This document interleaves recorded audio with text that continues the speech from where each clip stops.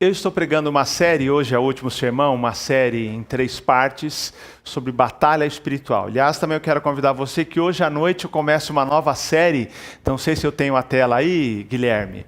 Nós vamos falar a partir de hoje à noite sobre sabedoria no falar. Então, se você puder vir, porque é uma das áreas que nós cristãos, em tempos de comunicação instantânea, em tempos de tudo a gente publica, nós vamos falar um pouquinho sobre sabedoria no falar, uma série também, 3 sermões no mês de abril. Queria convidar você para estar conosco hoje à noite também. Mas hoje de manhã eu termino essa série sobre batalha espiritual, chamada Os Inimigos do Cristão. E eu tenho falado aqui sobre que nós estamos vivendo a realidade de uma batalha espiritual. Nós não estamos aqui a passeio, como diz o A.W. Tozer, nós não estamos aqui num parque de diversões, mas num campo de batalha, e nós temos alguns inimigos que lutam contra nós de maneira sem descanso, ininterrupta. Nós já estudamos aqui que os 3 inimigos do cristão são a carne, o mundo e o diabo.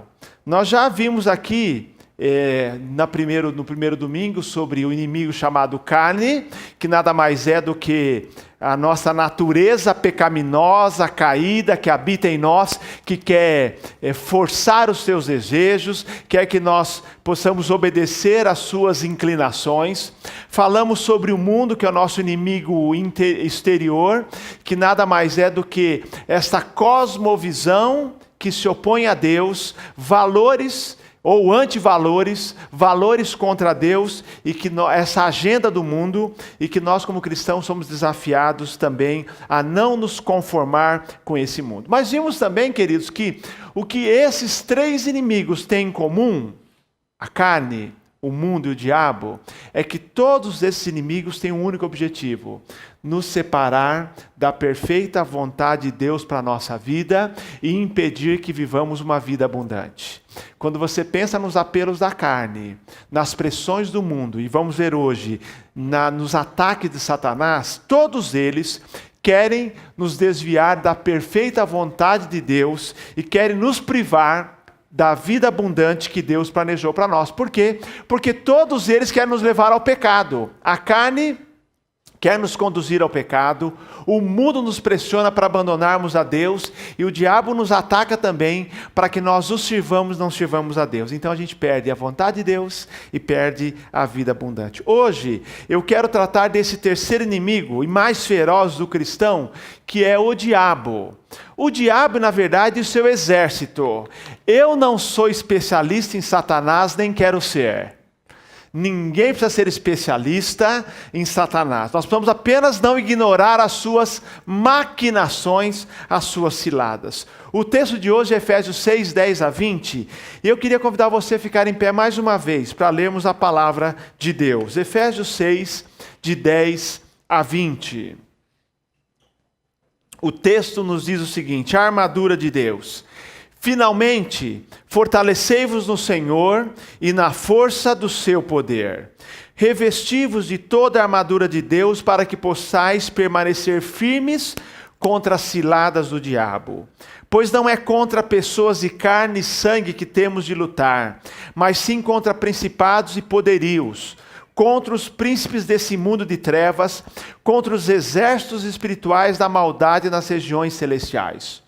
Por isso, tomai toda a armadura de Deus para que possais resistir no dia mau, e havendo feito tudo, permanecer firmes.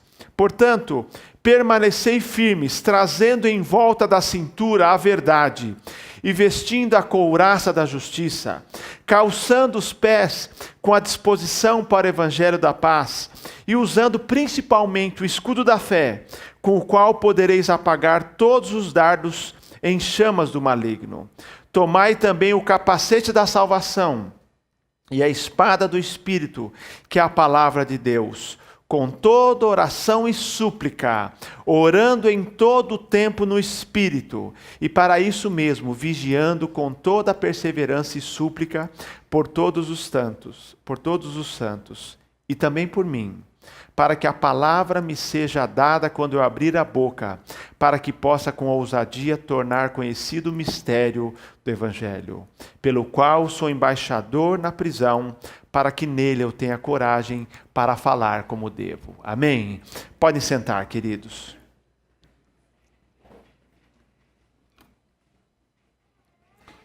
O que nós aprendemos nesse texto sobre a guerra espiritual que nós enfrentamos e sobre o inimigo, sobre o nosso adversário? Temos que lembrar que nós vivemos, de fato, quando pensamos no diabo, numa guerra, e essa guerra é espiritual. Muita gente pensa que o nosso grande problema é com a outra pessoa, mas ele fala que a nossa guerra não é contra pessoas de carne e sangue. A nossa luta, o teu inimigo não é o teu marido, não é a tua esposa, não é o seu patrão, não é nada disso. Não são essas pessoas. A nossa guerra é muito mais profunda, é uma guerra espiritual. E não é uma guerra contra as pessoas, é uma guerra, diz a Bíblia, que ocorre naquilo que ele chama de regiões celestiais, que na verdade é esta área de domínio que nós estamos vivendo aqui, e que nós somos atacados pelo inimigo. Dizer que é uma luta espiritual não é dizer que é uma luta mística, porque hoje, com o movimento da década de 90 da batalha espiritual, começou uma história de uma ideia de mística de batalha espiritual. Tem que identificar o demônio, tem que saber o nome do demônio, tem que impedir e orar para que o demônio não entre na cidade. Lá em Piracicaba tinha um movimento de orar para que, primeiro declarando que a cidade era de Jesus. Amém por isso. Toda a cidade é de Jesus mesmo. Mas para tentar impedir que o diabo entrasse na cidade, os demônios. Eles oravam na entrada da cidade. Com fé. Eu pensava, será que o demônio vem de carro? E se ele vier de avião? Mas eles estavam orando ali, achando que o diabo ia entrar pelas entradas da cidade. Não é isso. Não é mística, nome de demônio, tem um demônio para cada coisa. Não é essa a preocupação. Jesus não fica dando nome aos demônios, mas é uma guerra espiritual. Ele diz aqui, contra os principados e potestades, ou poderios, em outras traduções, os príncipes desse mundo de trevas, exércitos espirituais da maldade nas regiões celestes. Então, é uma guerra nas regiões celestes, que na verdade é essa área em que nós vivemos, na nossa dimensão espiritual. Existe uma vida humana, secular, dos nossos afazeres do dia a dia, mas junto com essa vida, há uma dinâmica espiritual acontecendo. O que acontece no mundo físico é resultado do que está acontecendo no mundo espiritual.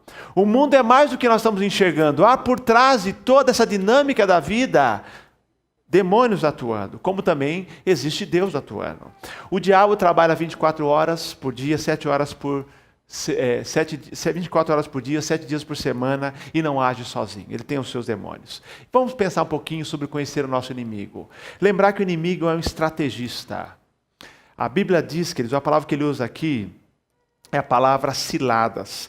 Um inimigo, ele é real. Muitos acham que o diabo é uma peça de ficção. Eu fico imaginando, se na ficção ele faz tanto estrago, se ele for real, ele é real. Ele está atuando aí, queridos. A palavra diabolo significa caluniador, difamador, acusador.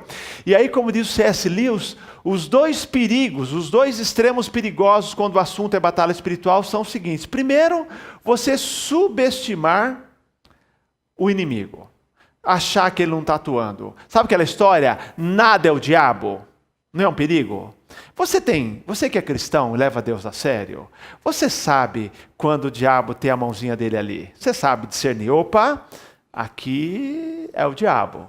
Ele está atuando. Entendeu?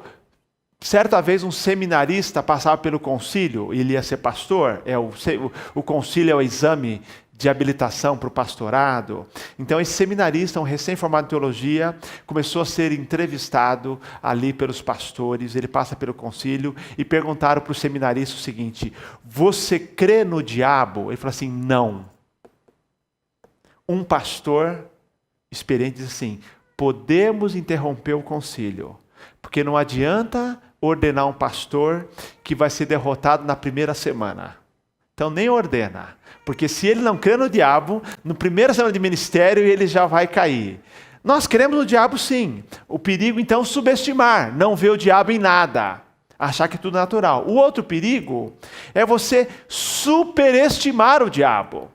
Viver com medo dele, vendo o diabo em cada conflito, em cada pecado, e vendo o diabo em todos os detalhes da vida. Não, muitas vezes tem a carne, às vezes é a carne que está ali, às vezes é o mundo, mas você vê o diabo em tudo. E na década de 90 começou o movimento de batalha espiritual do Peter Wagner, em que as pessoas começaram a ensinar a expressão amarrar o diabo em nome de Jesus. Você passou por isso?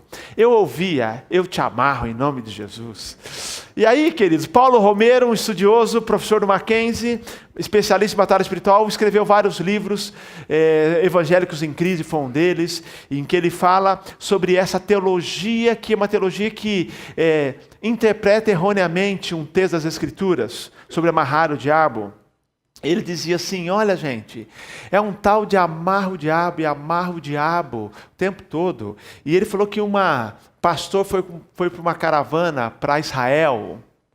E lá em Israel, uma irmã, um tempo todo, ficava falando assim, chegava no Rio Jordão, eu te amarro o diabo. Ele chegava lá no Monte das Oliveiras, eu te amarro o diabo. O pastor não aguentou e falou assim, dá sossego para o diabo, minha irmã.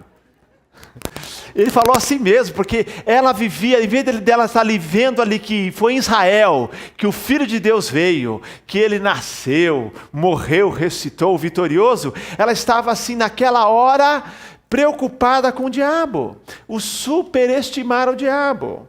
Agora, tem um equilíbrio. O equilíbrio é o seguinte, primeiro eu vou dizer a você, como disse um irmão uma vez para mim assim, eu cumprimentei ele e falei assim, Deus é bom. Ele falou assim, Deus é bom e o diabo não vale nada, o diabo não presta. É verdade, o diabo não vale nada. Não pensem que em algum momento ele tem algum objetivo altruísta, bondoso para você. Toda mentira, todo engano, toda tentação vem dele, é dele. Lembre-se disso. A Bíblia diz que ele usa a chamada cilada. Essa palavra cilada na Bíblia, que significa astúcia, engano, trapaça. Ele usa mesmo. É a palavra de metodeia, de método, engano. Ele tem métodos, ele é um estrategista. Estrategista. A Bíblia diz que ele é insistente, ele anda ao derredor como um leão, ele não desiste, buscando a quem possa tragar. Gente, o diabo é tão desaforado que até Jesus ele tentou. Até Jesus. A Bíblia diz que o diabo tentou Jesus, que Jesus venceu a tentação, lá os evangelhos nos contam, e diz assim, e o deixou até a ocasião oportuna. Ele não desistiu. Ele deixou naquele momento, mas próxima ocasião, e várias aconteceram, e a final foi no Getsemane, tentando levar Jesus a desistir. Ele é astuto. A Bíblia diz que ele, queridos, aparece, ele se disfarça de um anjo de luz. Mas vejam só, as palavras que a Bíblia usa para falar do nosso adversário, já declaram quem ele é.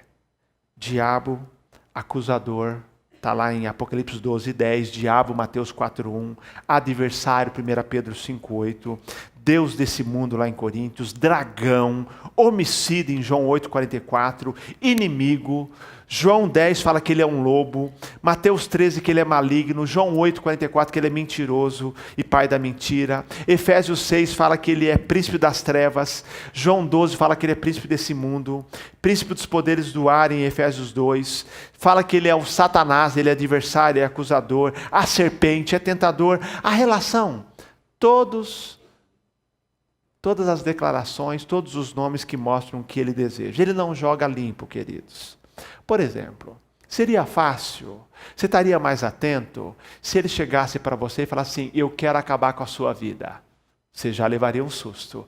Eu quero acabar com a sua família, quero destruir o seu casamento. Você ficaria atento. Se ele falasse assim, olha, eu quero que você continue imaturo na fé, Eu quero te usar para causar escândalos. Eu quero que você não viva bem com a sua família, com seus irmãos. Eu quero que você seja uma pedra de tropeço na igreja. Eu quero que você viva descontente e infeliz. Eu quero que você viva na mentira, achando que está na verdade. Eu quero que você enterre seus dons e talentos. Eu quero que você dê mau testemunho. Ele não faz isso. Porque se ele fizesse, nós seríamos alertados. Ele sempre vem como um anjo de luz, prometendo algo que depois ele não entrega, prometendo algo de bom, mas dele não vem nada bom. Assim como o Tiago diz que de Deus vem tudo que é bom, toda boa dádiva, todo dom perfeito, de Satanás, tudo que é mal, tudo que é destrutivo, tudo que é maligno, vem dele mesmo. Ele usa várias estratégias. Ele mente sobre quem ele é, foi assim lá no Éden. Ele mente sobre quem Deus é. Ele pintou para Adão e Eva a imagem que Deus era um estraga-prazer, não é verdade? Sendo que Deus é um Deus que queria cuidar deles. Ele cega o entendimento dos incrédulos, diz a Bíblia em 2 Coríntios 4:4. Por isso que a Bíblia fala, estejam alertas. O diabo anda em derredor, mas fala assim, resistam-lhe, permaneçam firmes, porque vocês vão vencer. Então o inimigo é um estrategista. Agora eu quero pensar sobre como vencer essa guerra, que é o mais importante. Esse é um texto maravilhoso, porque nos ensina o seguinte, assim como contra a carne e o mundo, nós também podemos ser vitoriosos contra o diabo. Nós não estamos fadados a ceder a cada tentação. Pelo contrário, para cada tentação, diz a Bíblia, Deus já providenciou o escape. Já providenciou. Então, para cada tentação, tem um escape. Deus quer que nós vençamos. Então, esse texto nos fala como vencer essa guerra. E eu queria que você saísse daqui lembrando o seguinte, não é na sua força. Não é na sua estratégia, não é no seu poder, não é com a sua inteligência, não é. Porque o diabo adora que você creia nisso, que você é capaz, que você vai vencer, que você vai brincando, chegando mais perto do pecado. Não é na sua força, não é no seu poder, não é na sua estratégia, não é. E a Bíblia nos ensina. Primeiro, ele fala que a nossa força vem de Deus. Ele fala assim, fortalecei-vos no Senhor, verso 10, e na força do seu poder. Está nos dizendo, meus irmãos, que eu e você somos fracos espiritualmente. Você sabe que é fácil saber quando um crente está próximo de cair em pecado, quando ele se acha muito forte. Paulo vivia dizendo, olha, eu sou fraco, Cristo morreu pelos pecadores, eu sou o principal. Quando ele escreve para você ajudar um irmão que caiu em pecado, ele fala assim, cuide desse irmão e olha por ti mesmo, para que não seja você também tentado. Então você, quando ver alguém cair, só lembra do seguinte, poderia ter sido você. Poderia ter sido você. E se você descuidar, você pode ser o próximo. Então, ele fala assim, fortalecei-vos no Senhor e na força do seu poder. Em outras palavras, tenha uma vida de comunhão constante com o Senhor. Porque a vitória contra o inimigo não são palavras de ordem, do tipo eu amarro, não é ser especialista nos demônios, com o que cada um faz, mas simplesmente caminhar lado a lado com o Senhor, se fortalecendo no seu poder e na sua força, comunhão com o Senhor. Mas ele diz, além disso, há uma parte nossa que é vestir a armadura.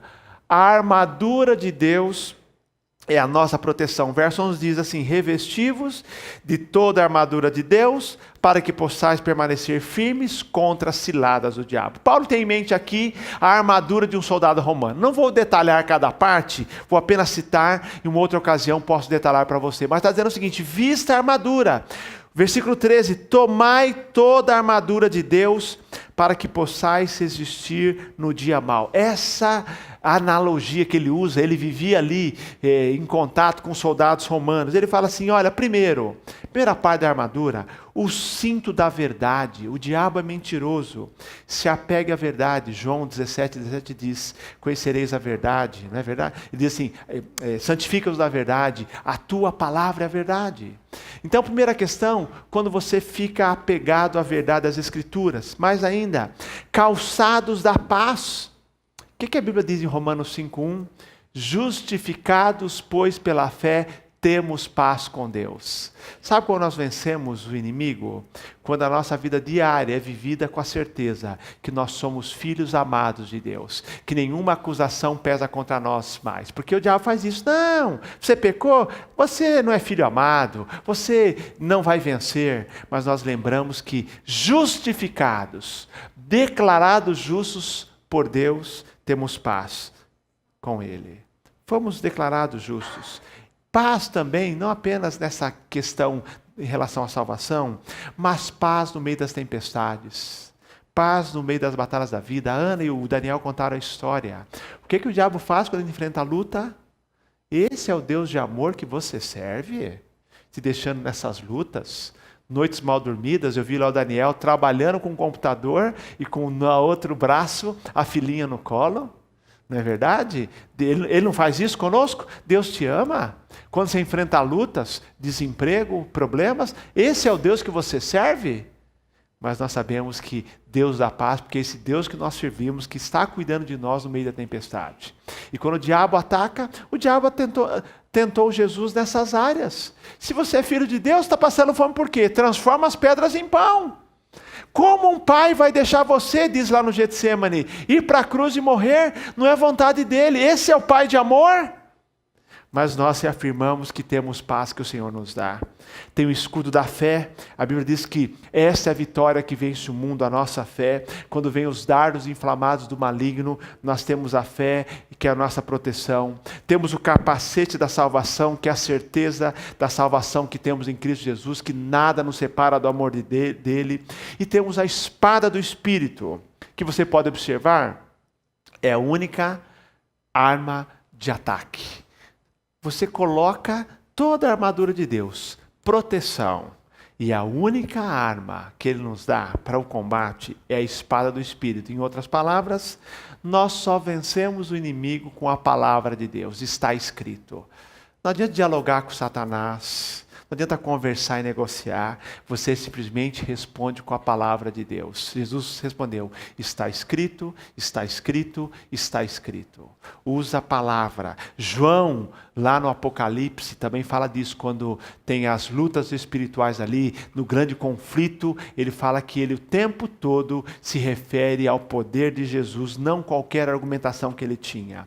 Por isso Tiago diz que eu recebo a palavra, eu acolho a palavra, eu pratico a palavra, e aí, com essa espada do Espírito, eu venço o inimigo. E em último lugar, ele fala que a oração e vigilância são essenciais. Porque ele fala, orando em todo tempo e vigiando nisso com toda perseverança. Queridos, você sabe que o teu poder e força vem do Senhor. Você coloca a armadura que é a sua parte. Nada descoberto para que haja ataque. Mas você sabe como um bom soldado. Além disso, não adianta colocar a armadura e ficar distraído. Coloca a armadura e ele fala da oração e da vigilância. Há uma relação fortíssima e poderosa entre colocar a armadura e a oração.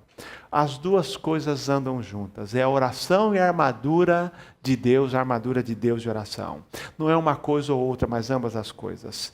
Porque essas duas ações têm o objetivo de nos manter firmes. John Piper diz que enquanto você não entender que a vida cristã é uma guerra, você não entenderá para que serve a oração. Não é verdade? Se você não entender que a vida é uma guerra, a oração não faz muito sentido. Talvez se resuma a pedir e receber. Mas quando você lembra que a nossa vida aqui é uma guerra, você ora.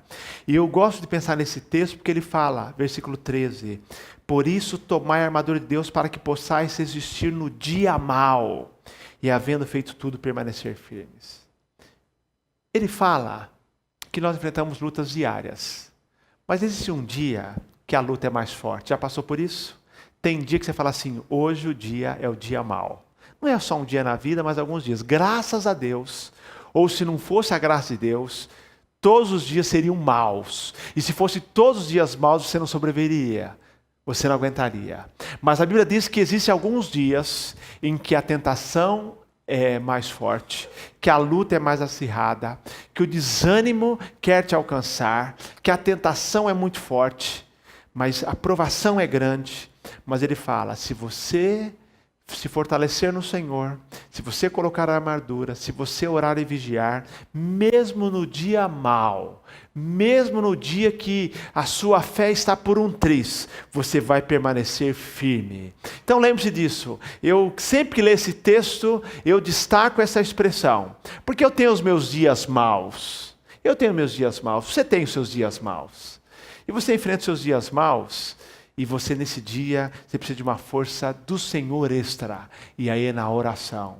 Tem hora que é a oração que te sustenta. Que é a oração que te sustenta, que cuida de você. Não é isso, Daniel, Ana, que o Senhor cuida. E nós, nas nossas lutas, na hora do desemprego, da enfermidade, dos problemas da vida, no dia mau, nós estamos com o Senhor. Queridos, nós estamos numa guerra.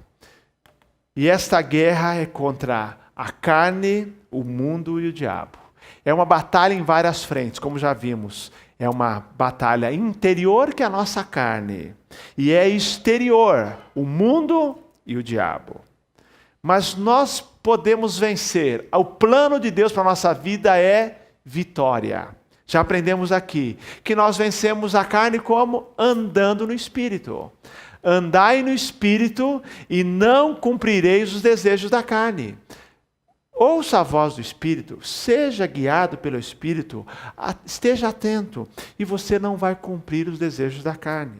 Como que nós vencemos o mundo? A Bíblia nos diz, esta é a vitória que vence o mundo, a nossa fé. Que fé é essa? É a fé vivida diariamente. É mais do que uma fé doutrinária, é mais do que uma fé de crença apenas, é uma fé na prática. Em outras palavras, costumo dizer, quando tudo vai bem, não precisa de muita fé. Mas quando vem a luta, a fé é testada. Essa é a verdade. A prova da nossa fé são as lutas. Mas ele diz assim, e esta é a vitória que vence o mundo, a nossa fé. Quando aquela fé que você recita, crê, é colocada em prática. E nós vencemos o diabo, nos fortalecendo no Senhor, vestindo a armadura e orando e vigiando o tempo todo. Os inimigos são ferozes, mas graças a Deus a vitória é garantida. A Bíblia diz, é interessante, quando a gente vê assim, qual que é a estratégia para vencer o inimigo? E a Bíblia fala de maneira muito clara, sujeitai-vos a Deus, resisti ao diabo e ele fugirá de vós. Você não precisa sair do seu lugar, não. Não é você que sai do seu lugar. Você está aqui. Então, fique perto de Deus, sujeite-se a Deus, obedeça a Deus, resista ao diabo e ele que vai fugir de vós. E a Bíblia nos diz como promessa final a respeito do diabo, 2 Tessalonicenses 3:3, mas o Senhor é fiel, ele os fortalecerá e guardará do maligno. Amém. Vamos orar. Deus de amor, eu quero te louvar porque o Senhor nos tem chamado para andar em vitória. Vitória sobre a carne, vitória sobre o mundo e vitória sobre o diabo. Minha oração nessa manhã é que nós não subestimemos as ciladas do diabo, mas que a nossa vida seja de constante dependência do Senhor, de completa união com o Senhor, para que possamos resistir todos os dias e particularmente no dia mau. Pai querido, eu quero te louvar porque o Senhor já derrotou o inimigo quando morreu na cruz. E no dia final o Senhor vai esmagar a cabeça da serpente e vai lançá-lo para longe de todos nós. Porque o Senhor é o Todo-Poderoso. E quero te pedir, Pai, nos guarde do maligno, para que a nossa vida te glorifique. Livra-nos das ciladas do diabo. Livra-nos das ofertas falsas do diabo. E que nós creiamos unicamente na força e no poder que vem do Senhor. E na tua boa vontade para a nossa vida. Em nome de Jesus oramos. Amém, Senhor. Amém.